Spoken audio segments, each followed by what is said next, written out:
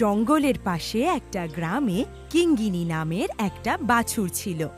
কিঙ্গিনী যেমন সুন্দর ছিল তেমন দুষ্টুও ছিল। আরে সকাল হয়ে গেছে, আমার উঠে যাওয়া উচিত।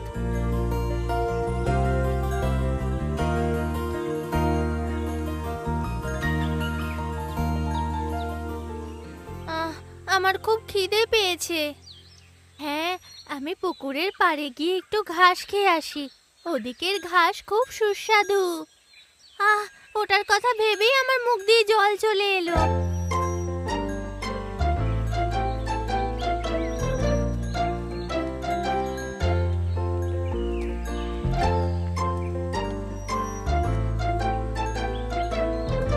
কিঙ্গিনী, দাঁড়াও, একা যেও না, আমিও আসছি।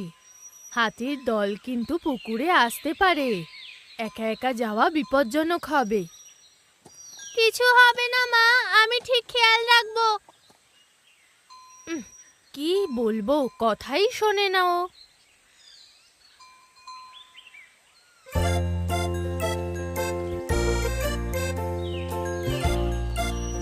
আমি তো কুঞ্জনকে কোথাও দেখতেই পাচ্ছি না।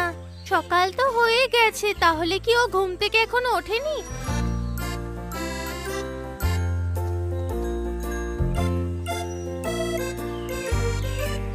আমি তো ওকে এখানেও দেখতে পাচ্ছি না।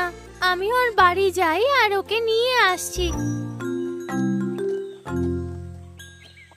কিঙ্গিনী বাছুর আর কুঞ্জন নামের একটা পিঁপড়ে ভীষণ ভালো বন্ধু ছিল।